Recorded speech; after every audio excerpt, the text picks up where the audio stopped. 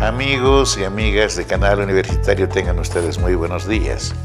Soy el doctor Gustavo Mendoza Ríos, jefe del Departamento de Salud Materno-Infantil de la Facultad de Medicina de la UNSA. Hoy también me permito ingresar a sus hogares mediante su programa Cuidemos tu Salud. Este día hemos de contar con un invitado muy especial. Él es jefe del Departamento de Medicina de la Facultad de Medicina, además de profesor titular emérito de Cardiología, el doctor José Farfán. Con él hemos de abordar el tema central de hoy. Está referido a la hipertensión arterial y a su repercusión, la repercusión de la hipertensión sobre el corazón. Pero antes de ello, vayamos a un pequeño corte, por favor. En instantes vuelve la programación de TVU.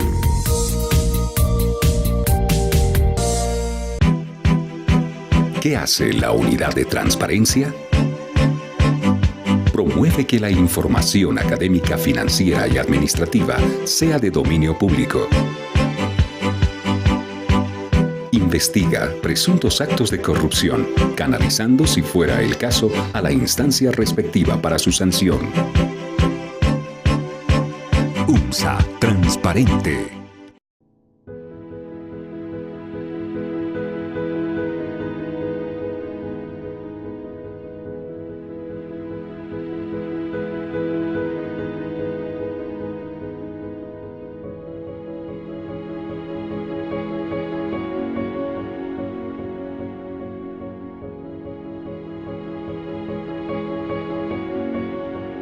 Ten cuidado cómo usas las redes sociales. Pueden dañar tu vida. Usa bien el Internet. El acceso a la información es un derecho. Los miembros de la comunidad universitaria y la sociedad en general conocen sus actividades, resultados, contribución a la sociedad y manejo de recursos. El acceso a la información es un instrumento fundamental para transparentar las instituciones. ¿Tienes dudas? Acude a la unidad de transparencia. Avenida Villazón, número 1958, edificio Villazón, tercer piso.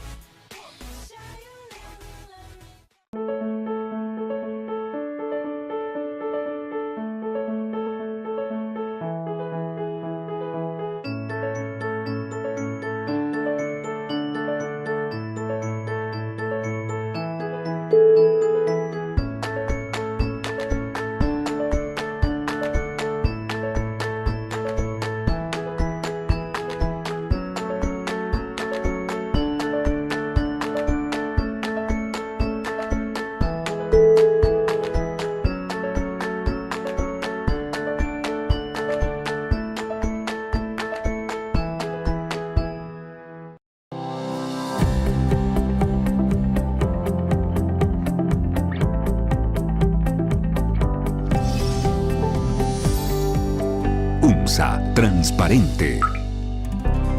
La unidad de transparencia tiene por objetivo promover que la información académica, financiera, administrativa, orgánica y jurídica de la UNSA sea de conocimiento público. También tiene la facultad de investigar actos de transgresión a las disposiciones legales vigentes o presuntos actos de corrupción, canalizando, si fuera el caso, a las instancias respectivas para la sanción correspondiente, coadyuvando a eliminar toda forma de impunidad. UNSA Transparente. Nacemos sin odio y temor hacia otras personas. Cuando crecemos, nos enseñan a decir Indio, chola, negro, lesbiana, marica, paica, viejo, chato. inútil. Si te fijas debajo de la piel, Todos somos iguales ante la ley. El racismo y la discriminación son delitos. Educa diferente.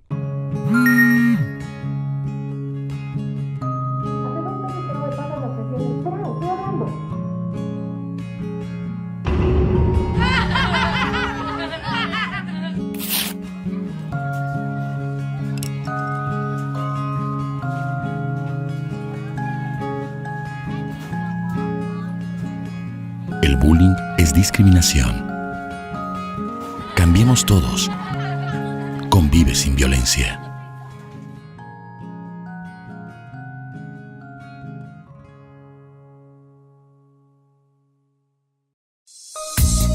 Continúa con la programación de TVU.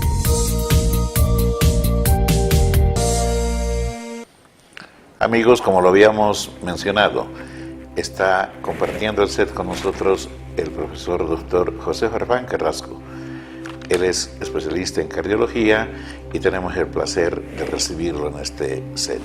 Doctor Farfán, qué placer, bienvenido. Encantado, mucho gusto de estar presente aquí en tu programa y pues un saludo muy cordial al televidente de Canal Universitario. Doctor Farfán, como ya lo señalamos, en este día quisiéramos hablar con claridad de la hipertensión y su repercusión sobre el corazón. Pero antes de hablar de la hipertensión, doctor, ¿tendría la gentileza de aclararnos qué es la presión arterial normal y cuándo decimos hipertensión? Bueno, la presión es desde el punto de vista de leyes físicas, la presión hidrostática se genera como consecuencia de una bomba, en este caso, de contracción y de relajación, que es el corazón. Entonces el corazón, al tener esa función de sístole y de diástole, pues genera presiones que van a permitir circular a la sangre por todo nuestro organismo, llevando el oxígeno y los insumos necesarios a todos los tejidos de nuestro organismo. Cuando esa presión es máxima en el momento de la contracción del corazón o sístole, y es mínima cuando hay una elasticidad de las paredes arteriales que se contraen, asociada al aumento de la resistencia periférica, es de la resistencia producida en las arteriolas, en las partes más periféricas de nuestro organismo. De manera que cuando hablamos de presión arterial, diferenciamos una presión sistólica o máxima y una presión diastólica o mínima. Ahora, se han hecho medidas en diferentes edades de personas aparentemente normales y se ha encontrado un promedio de 120 milímetros de mercurio para la presión máxima o sistólica y 80 milímetros de mercurio para la presión mínima o diastólica. Cuando esas presiones están por encima de esos valores, nosotros consideramos hipertensión arterial sistémica. Gracias, doctor. Amigos, creo que esto está claro. El profesor Farfán nos dijo que la fuerza de contracción del corazón que lanza la sangre hacia los vasos y la resistencia de estos vasos y su elasticidad a esta presión nos van a dar el nivel de presión que tiene cada persona. Y nos ha dado los promedios estudiados en el universo, en el mundo, que se aceptan como normales. Doctor, ¿la hipertensión se presenta en alguna edad de la vida en especial o puede ocurrir en cualquier época de nuestra vida? Bueno, la presión por encima de estos valores que ya hemos conversado, considerados normales, puede presentarse desde la niñez hasta el adulto mayor, ¿no? Ahora, hay una franca relación entre edad y hipertensión arterial en cuanto se refiere a prevalencia.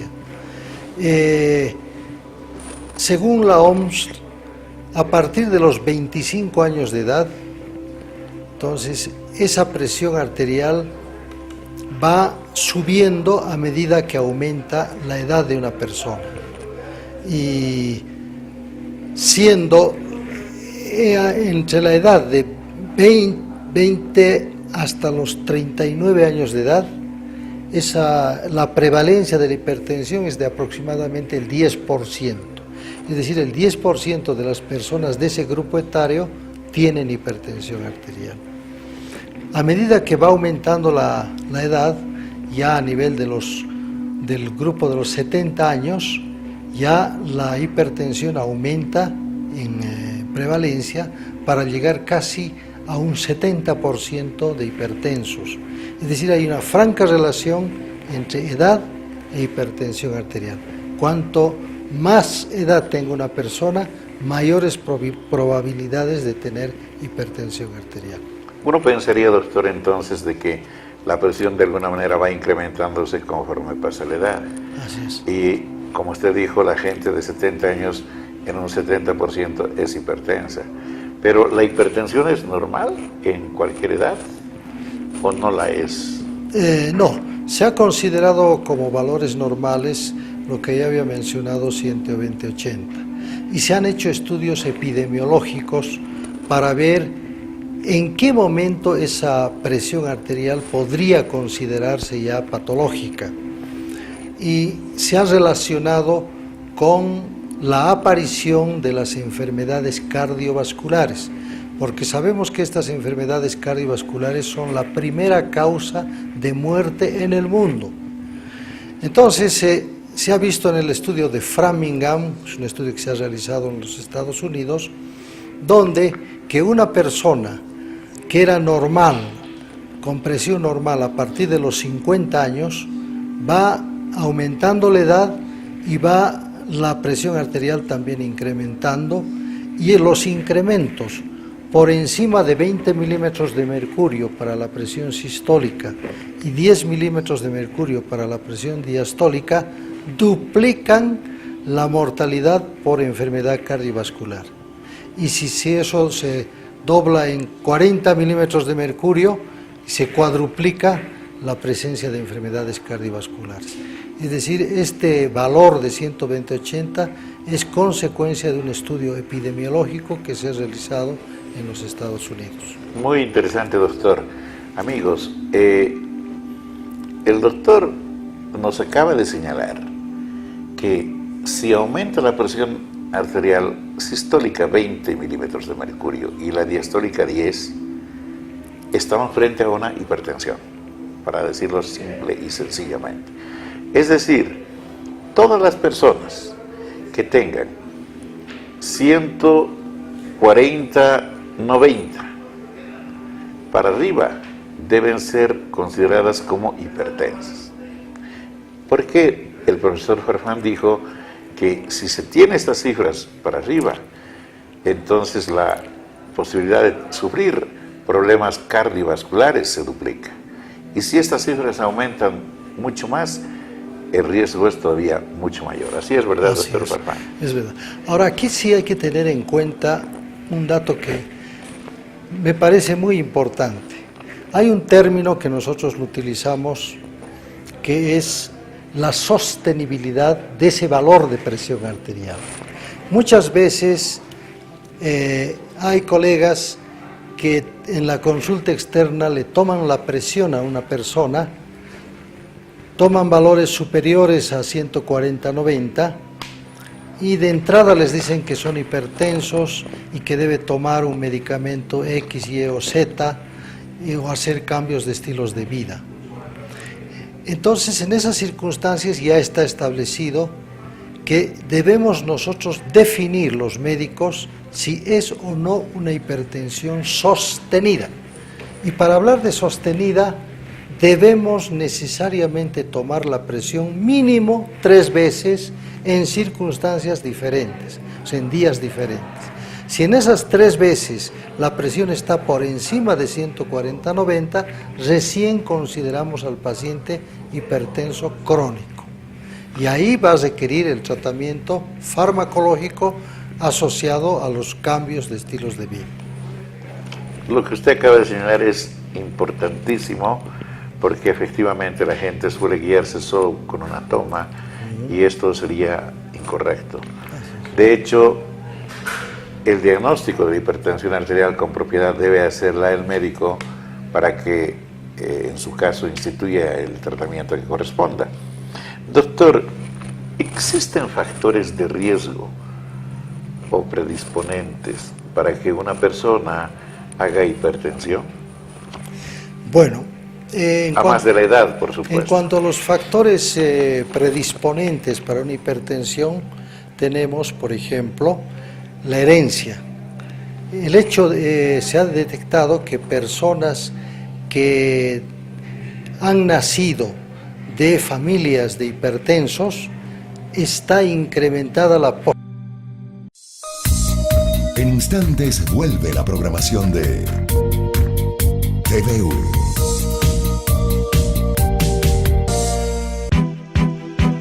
¿Qué hace la unidad de transparencia? Promueve que la información académica, financiera y administrativa sea de dominio público. Investiga presuntos actos de corrupción, canalizando, si fuera el caso, a la instancia respectiva para su sanción. UMSA Transparente.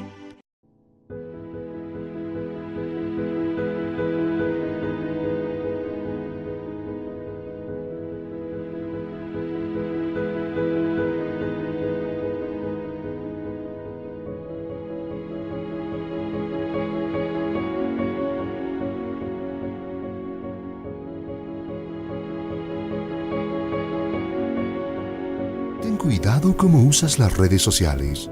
Pueden dañar tu vida. Usa bien el Internet.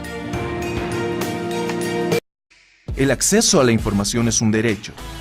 Los miembros de la comunidad universitaria y la sociedad en general conocen sus actividades, resultados, contribución a la sociedad y manejo de recursos.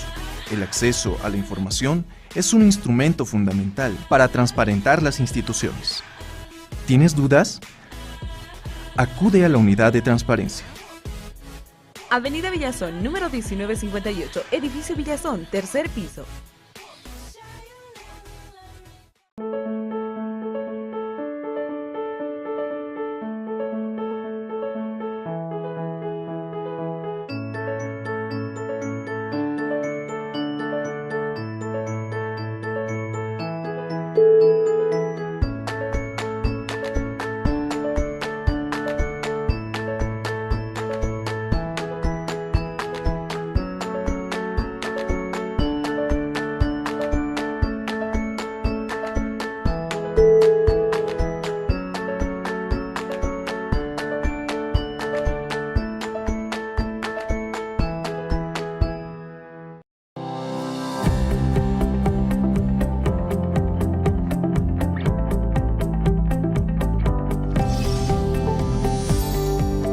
UMSA Transparente.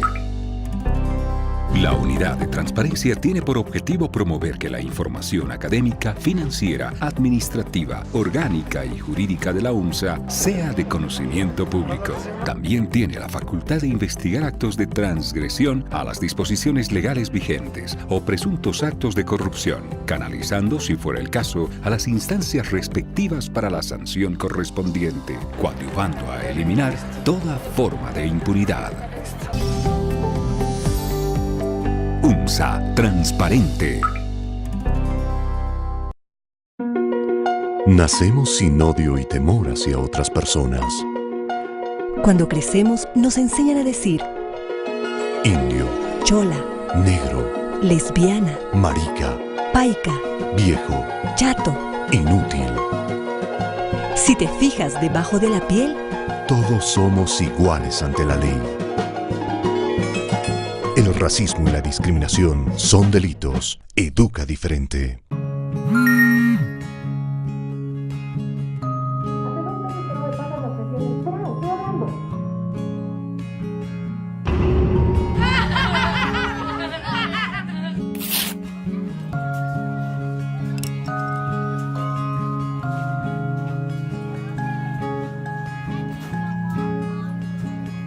El bullying es discriminación. Cambiemos todos. Convive sin violencia.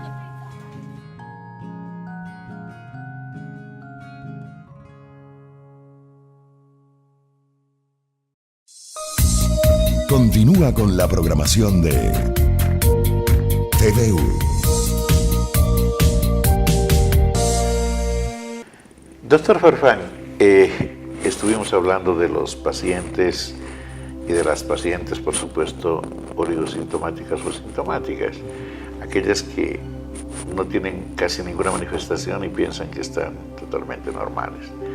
A ellas hay que, obviamente, buscar a lo mejor o aprovechar cada circunstancia en la que se pueda tomar la presión arterial para a lo mejor empezar una detección. ¿Y cuál es la sintomatología de los pacientes que sí tienen demostración sintomática?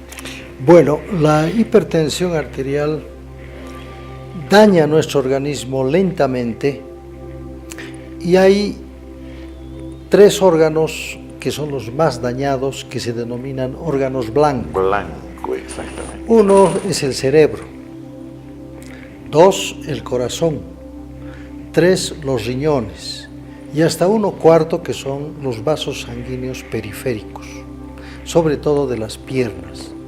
Entonces, si el daño fundamental lo produce la hipertensión a nivel del cerebro, entonces se presentan síntomas de afectación manifestados por mareos,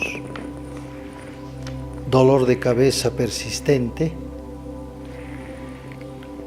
puede llegar a las convulsiones, pérdida de memoria y llega hasta el accidente vascular cerebral con parálisis de la mitad de nuestro cuerpo. Entonces son los síntomas más frecuentes que se presentan cuando ataca al cerebro. Cuando ataca al corazón, entonces daña y produce falta de aire. Al caminar siente el paciente que ya tiene limitaciones para caminar por falta de aire, que lo obliga a descansar. Algunos pacientes presentan palpitaciones, o sea, latidos rápidos en cualquier momento, latidos muy rápidos. Se llaman las taquicardias, así es. Después, dolor en el pecho, ¿no?, que son la expresión de un sufrimiento cardíaco ya, y que pueden llegar inclusive al infarto cardíaco, ¿no? Si ataca a nivel de los riñones, puede presentar el paciente diuresis nocturna, ¿no?, nicturia le llamamos nosotros. Dice, antes orinaba una sola vez y en estas situaciones comienzan a orinar con más frecuencia, 3, 4 veces durante la noche. Ese es un indicio de que algo está pasando en los riñones. Otros tienen polaquiuria, el dolor en el momento de orinar, ¿no? Y algunos, lógicamente, ya pueden empezar a tener hinchazón de los pies, ¿no?, como consecuencia de ello. Cuando ataca los vasos sanguíneos, ya el paciente puede empezar a tener frialdad en los pies, se enfrían los pies, pueden tener claudicación intermitente, se llama, es decir, dolor en las piernas cuando caminan, que le obligan a descansar para poder continuar la marcha, y también en los varones, sobre todo, una disminución de la libido, es decir, de la sensación de tener deseo sexual. El deseo sexual. Entonces, cuando tienen esos síntomas, nosotros desde el punto de vista clínico podemos sospechar de que hay daño en uno de esos órganos blancos. Y también es importante en este caso el estudio del fondo de ojo, donde es el único lugar, el fondo de ojo, donde podemos ver en forma directa un vaso sanguíneo a través del fondo de ojo. Y alterado. Y ahí se puede ver el grado de alteración en el fondo de ojo, y hay médicos, oftalmólogos, el profesor Kate y Flack, quienes han hecho incluso una clasificación del daño vascular en el fondo de ojo provocado por la hipertensión arterial.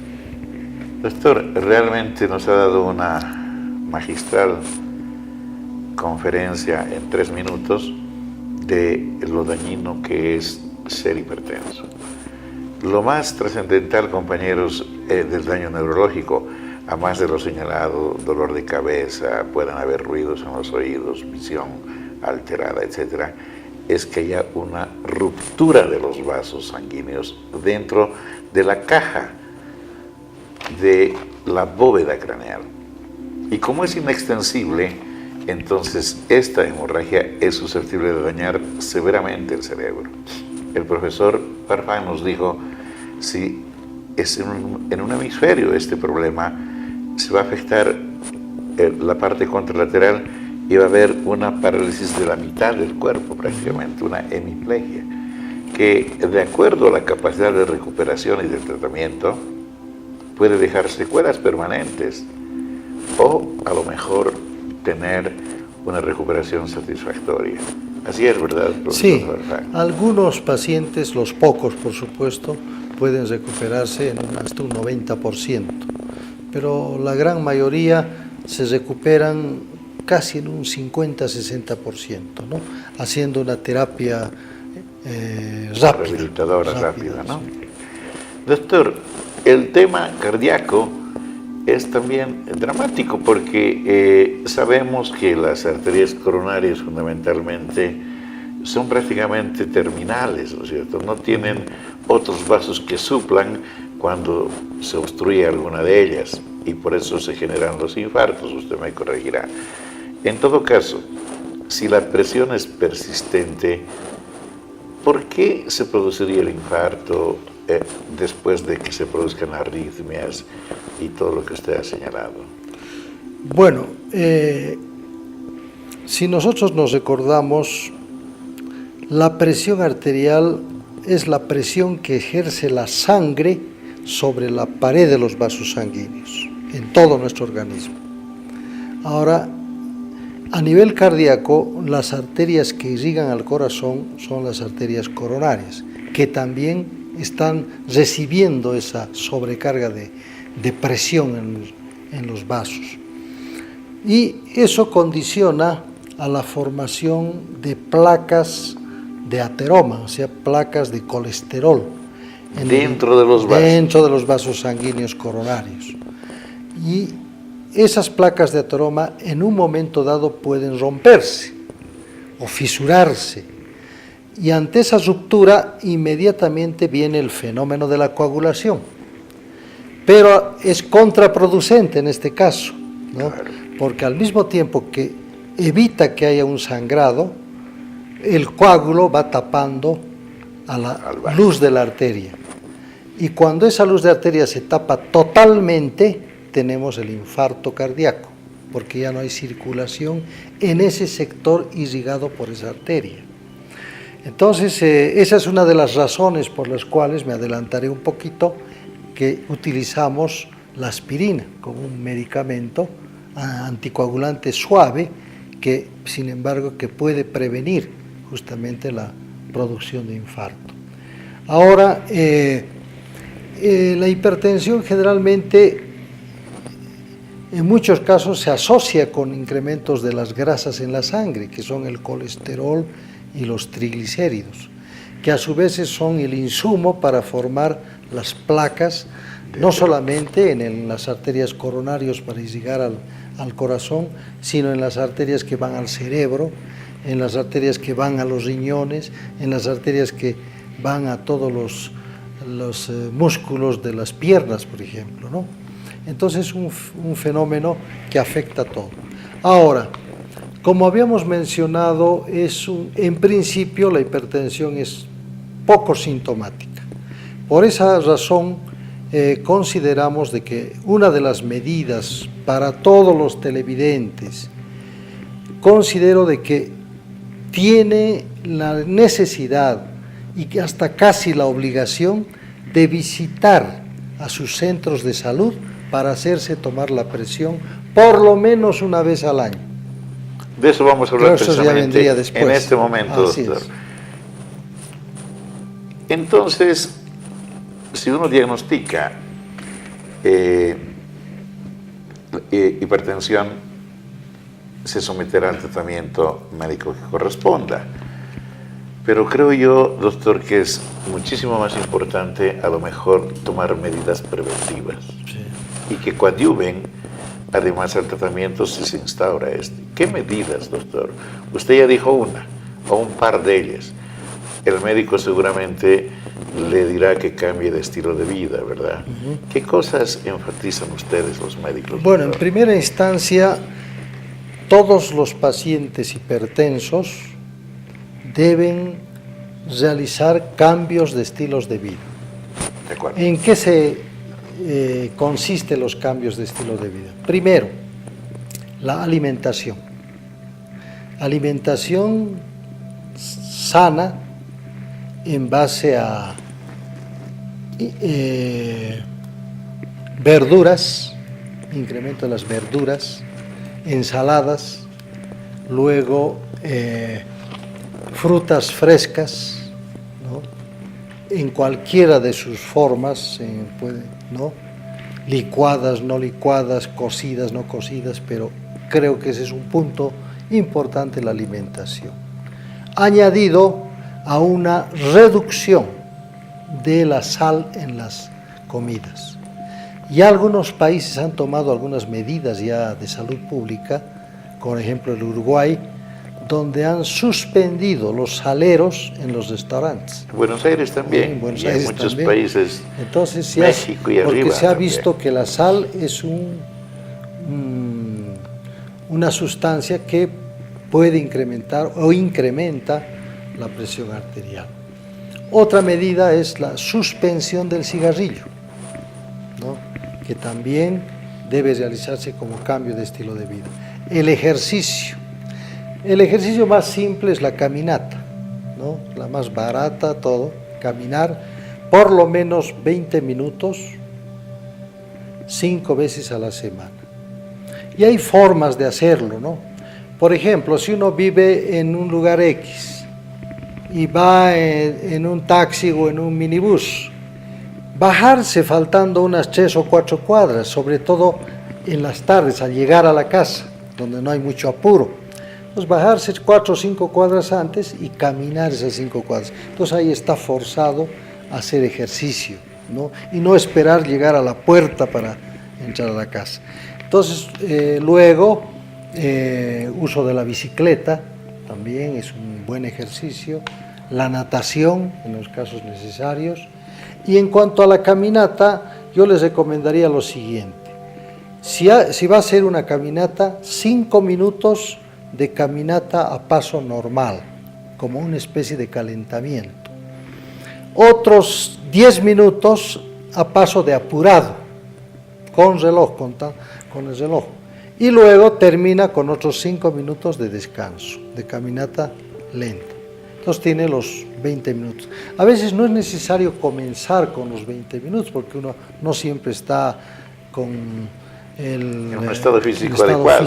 Claro. Entonces, hacer 15 minutos, 5, 5, 5. A medida que la persona vaya notando que tiene ya suficiencia, hace 5, 10, 5. 5, 10, 5, los 20 minutos. Entonces, de esta manera, pues va a mantener una condición física adecuada. Ese es otro cambio de estilo de vida que hay que hacer. Y tal vez lo único que deberíamos añadir es que intente vestir un calzado plano o cómodo, de tal manera que no sea un otro motivo de un problema, por ejemplo, traumatológico, ¿no es cierto? Teniendo en cuenta además que en la medida que pasen los años, hasta el equilibrio suele variar en las personas. Y si no caminan, se incrementa indudablemente este problema. Entonces, otro cambio de estilo de vida es la reducción de peso, que es difícil, no es fácil reducir de peso. Sin embargo, hay otras medidas que se pueden tomar también. Por ejemplo, la comida de casi la mayoría de los días es el pollo. Entonces, escoger lo que uno va a comer. Preferentemente comer pechuga o pierna, que son los sitios que menos grasa contienen y sin piel. Exactamente. Entonces, de esa manera se cuida la persona y reduce la ingestión de grasas, que son los que posteriormente se van a transformar en el hígado en colesterol. Las carnes rojas tienen bastante grasa, ¿verdad? Sí. Y también hay gente que toma sopa, entonces decirle a la esposa que le haga una sopa con pulpa, que no tiene mucha grasa, pedazos de eso, y con verduras. Entonces una sopita de verduras unas 3 veces a la semana, alternadas con ensaladas 3 a la semana, y estamos haciendo modificaciones de los estilos de vida. El doctor Farfán nos está sugiriendo de forma clarísima que la única forma de bajar y mantener un peso reducido es cambiando de hábitos, de estilo de vida. Porque si con este tratamiento dietético uno tiene éxito y vuelve a lo anterior, pues el éxito se acaba más rápido de lo que se tardó en tenerlo. Esto es vital, ¿verdad? Sí, no se trata de hacer dieta 10 días y olvidarse después, no, es un cambio permanente de estilo de vida que además le va a dar mejor calidad de vida. Doctor Farfán, obviamente junto con ello se hace la terapéutica que el cardiólogo aconseje, usará productos que controlen la presión. Y la pregunta que falta, ¿el tratamiento que ustedes instauran es temporal o es definitivo? ¿Cómo es Hay el un enfoque? concepto. Paciente que tiene el diagnóstico de hipertensión arterial sostenida debe tomar el medicamento toda su vida. Y se ha detectado que las personas hipertensas que toman el medicamento, que controlan la presión arterial, el promedio de vida es muy similar a la de una persona normal. Entonces, la recomendación es que no debe tomar solamente unos días o meses, sino toda su vida. Para eso el diagnóstico es fundamental. Muchas gracias, doctor Farfán. Distinguidos amigos, vamos a ir un segundo corte y volvemos enseguida. En instantes vuelve la programación de TVU.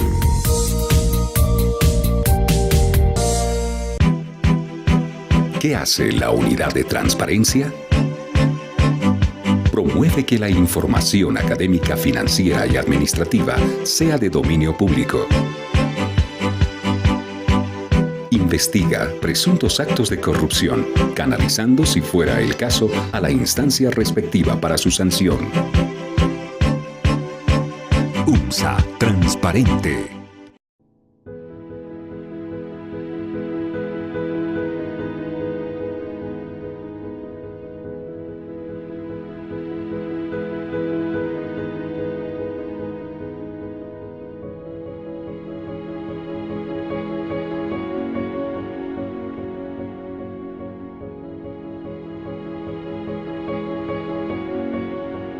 Ten cuidado cómo usas las redes sociales. Pueden dañar tu vida. Usa bien el Internet.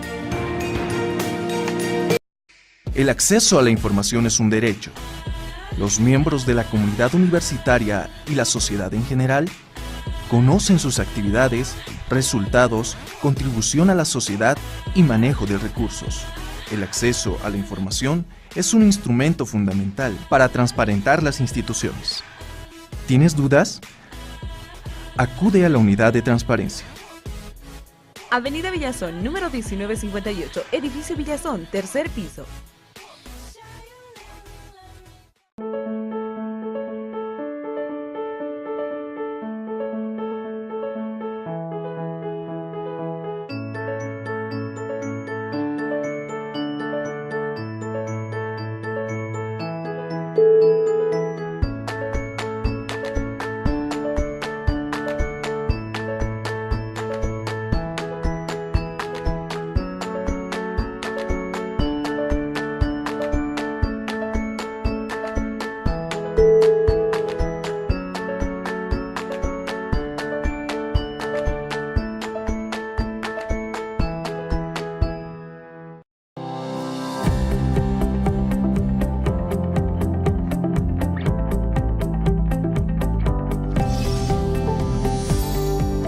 UMSA Transparente. La unidad de transparencia tiene por objetivo promover que la información académica, financiera, administrativa, orgánica y jurídica de la UMSA sea de conocimiento público. También tiene la facultad de investigar actos de transgresión a las disposiciones legales vigentes o presuntos actos de corrupción, canalizando, si fuera el caso, a las instancias respectivas para la sanción correspondiente, coadyuvando a eliminar toda forma de impunidad. UMSA Transparente. Nacemos sin odio y temor hacia otras personas. Cuando crecemos, nos enseñan a decir Indio, chola, negro, lesbiana, marica, paica, viejo, chato. inútil. Si te fijas debajo de la piel, Todos somos iguales ante la ley. El racismo y la discriminación son delitos. Educa diferente.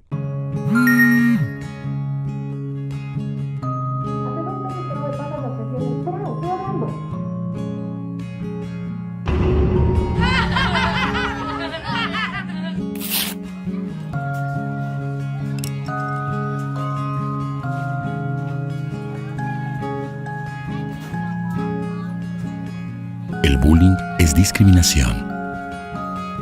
Cambiemos todos. Convive sin violencia.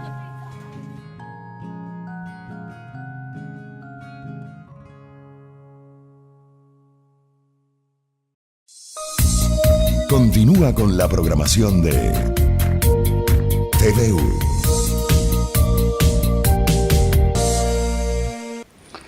Amigos, estamos conversando sobre el tema de la hipertensión arterial y de su repercusión sobre el músculo cardíaco con el profesor doctor José Farfán. Profesor Farfán, ahora vayamos al otro tema que prácticamente es producto, resultado del primero, la afectación del corazón, lo que diríamos un tipo de cardiopatías que están relacionadas con la hipertensión. ¿Cómo nos explicamos esto, doctor? Bueno, cuando un paciente tiene la presión arterial elevada, lleva a complicaciones. Una de las primeras complicaciones es sobre el mismo corazón, puesto que ese corazón, si antes generaba una presión máxima de 120 milímetros de mercurio, en la hipertensión, si el paciente tuviese un valor, por decir, de 140, ese corazón tiene que contraerse más intensamente, se ve obligado a contraerse más intensamente, hacer más fuerza para poder vencer esa presión de 140. Y eso, al igual que cuando uno hace ejercicio persistente, permanente, pues los músculos aumentan, se hipertrofian. Entonces, pues se provoca una hipertrofia de la musculatura del corazón. crece el Sobre corazón. todo los dos, el ventrículo izquierdo, que es el que lleva toda esa carga. Entonces se produce un aumento del grosor de la pared del ventrículo izquierdo. A eso nosotros le denominamos cardiopatía hipertensiva, si es secundario a la hipertensión arterial. Eso se puede diagnosticar y eso a su vez conlleva a una alteración de la función diastólica, o sea, la relajación del músculo está alterada, se afecta y eleva la presión diastólica del corazón, en el interior del corazón. Esa presión diastólica aumentada repercute sobre los pulmones, que son el vecino del corazón, sobre los pulmones, y se produce la falta de aire al caminar. Esa es la razón por la cual un paciente hipertenso tiene falta de aire al caminar. Ahora, si el problema continúa, ya no solamente se afecta el músculo cardíaco, sino las arterias que irrigan al corazón, ¿no? Haciendo que se formen placas de ateroma, y esas placas de ateroma a su vez se complican con una reducción del flujo de sangre, ¿no? Porque la placa de ateroma obstruye la arteria en diferentes grados, entonces se reduce la circulación sanguínea hacia el músculo cardíaco, que necesita más oxígeno para poder vencer esa presión, claro. Entonces, en esas circunstancias, ya sobre todo cuando uno hace esfuerzo físico, el corazón requiere más oxígeno, no puede ir más oxígeno porque suministrarse más oxígeno por la obstrucción que existe, y aparece otro síntoma que es la angina de pecho, o sea, la presencia de dolor en el pecho en el momento del ejercicio, que calma cuando uno hace reposo, porque todo vuelve a su estado anterior. Ahora, eso en una primera instancia, y a eso le llamamos angina de pecho, y crónica. Posteriormente, si el problema sigue, se produce la ruptura de esa placa de ateroma. Esa ruptura genera la formación de coágulos internos dentro de ese sitio, con formación de esos coágulos, y esos coágulos, si bien evitan mayor sangrado, al mismo tiempo obstruyen más a la arteria semiobstruida, a veces totalmente. Cuando lo obstruye totalmente se genera el llamado infarto de miocardio. Ahora, ese infarto de miocardio puede hacerse en cualquiera de las 3 arterias coronarias grandes. Si es en la coronaria derecha, generalmente tenemos el infarto de la cara inferior del corazón. Si es un infarto que irriga la arteria que va hacia adelante, infarto de la cara anterior del corazón, que es el más peligroso. Y el otro que va a la parte lateral e izquierda del corazón, es infarto lateral. Entonces, en general podemos decir que hay, a grosso modo, 3 tipos de infarto: inferior, anterior y lateral. La más peligrosa, el infarto anterior, porque está dañando la arteria descendente anterior, que también se denomina arteria de la muerte. Porque irriga una gran cantidad de tejido. Y obviamente se muere el tejido y no se recupera el corazón. Y ese tejido, así que está en principio isquémico, con falta de oxígeno, es muy sensible, y al ser sensible genera arritmias cardíacas, que son las taquicardias ventriculares, que van a llegar finalmente a la fibrilación ventricular, al paro cardíaco y a la muerte. En los estudios estadísticos se ha visto que del 20 al 30% de los pacientes que tienen infarto cardíaco mueren con muerte súbita, es decir, muerte en la primera hora de iniciados los síntomas. Ese paciente a veces no tiene ni siquiera tiempo para ir a un centro de salud o a un hospital, ¿no? Porque a la hora ya está muerto. Doctor, realmente creo que los ejemplos que usted nos planteó y la claridad con la que se refirió a este problema han sido muy útiles para nuestro distinguido televidente. Yo le agradezco muchísimo. Tal vez 2 o 3 consejos para nuestros televidentes y luego hemos de concluir con esta tan linda conversación.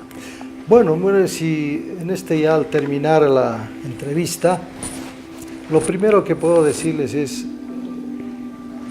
al público en general que sin que el médico le diga, ya empiecen ustedes a hacer cambios de estilos de vida. Creo que eso lo podemos hacer todos, está en nuestras manos hacerlo, está en nuestra voluntad. Consumir mucha verdura, fruta de la temporada, reducir la sal de la comida, no le digo suspender, pero reducir la sal de la comida, hacer ejercicio por lo menos 5 veces a la semana, con la familia puede hacerlo. Entonces, de esa manera vamos a controlar el peso, vamos a mejorar la circulación sanguínea y vamos a evitar los problemas que produce el infarto. Segundo aspecto, en forma voluntaria, un fin de semana, sábado, visiten al centro de salud cercano a su casa para que le tomen la presión arterial. Si esa presión arterial está elevada, hágase tomar 2 veces más y de acuerdo a eso el médico le va a dar las instrucciones precisas para que eso no avance. Creo que eso también es fundamental. De acuerdo. ¿No? Y tercero, hay llamaremos circunstancias que nosotros le llamamos factores de riesgo que pueden ser modificables. Hay algunas que son modificables y otras no modificables. Las modificables, el cigarrillo. Ya está demostrado que el cigarrillo es deletérea. Entonces podemos suspender el cigarrillo. Eso hay que hacerlo, se puede hacer, ¿no? Si tiene diabetes, controlar la diabetes. Si tiene hipertensión, controlar la hipertensión.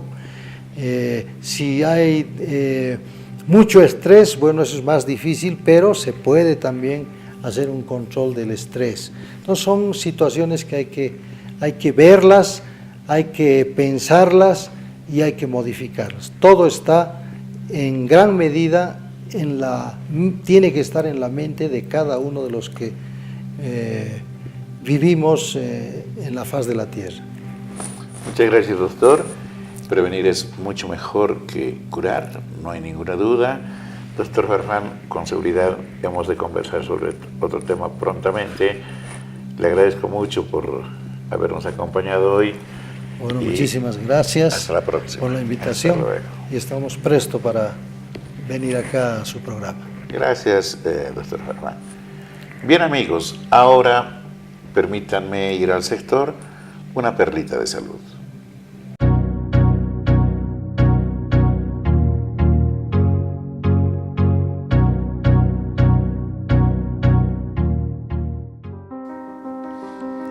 Amigos, en nuestro sector hemos de poder compartir algunos estudios que se están haciendo especialmente para el tratamiento de lesiones medulares, que casi siempre dan secuelas definitivas.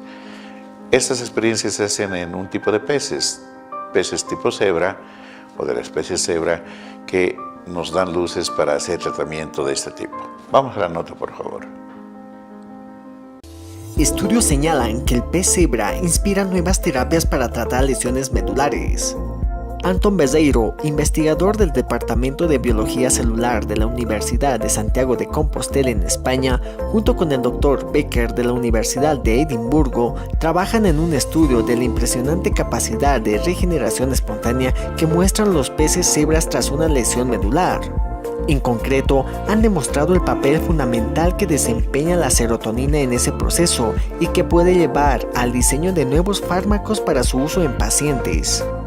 A diferencia de los seres humanos y del resto de mamíferos, el pez cebra adulto es capaz de recuperar la natación de forma natural pocas semanas después de sufrir una lesión medular completa, algo que en el caso de los humanos provoca la pérdida irreversible de la función locomotora y sensorial por debajo del lugar de la lesión.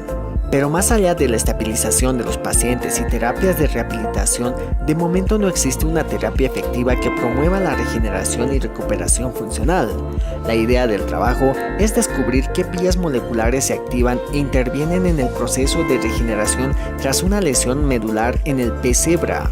Los investigadores han demostrado recientemente en un estudio que acaba de ser publicado en la revista Cell Reports que la serotonina, conocida por su papel como neurotransmisor en el sistema nervioso, promueve tanto el desarrollo embrionario de motoneuronas espinales como la regeneración de estas tras una lesión medular en adultos de pez cebra.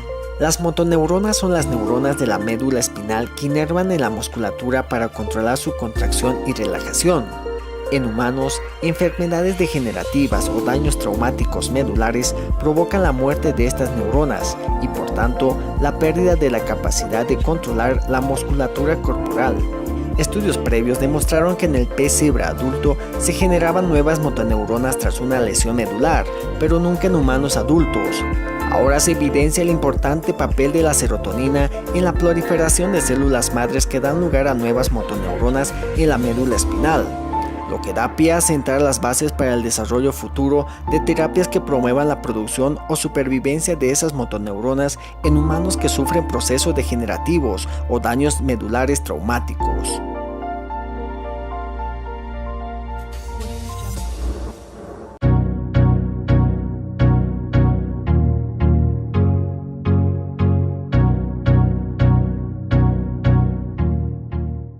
Amigos, esto fue todo por hoy. Sinceramente esperamos que este programa haya sido de su total satisfacción. Nos comprometemos a volver en una semana tratando otro tema vital, importantísimo para nuestra cotidiana vida. Vamos a hablar del síndrome metabólico y de la diabetes. Dicho esto, nos despedimos. Que tengan muy buenos días. Hasta la próxima semana.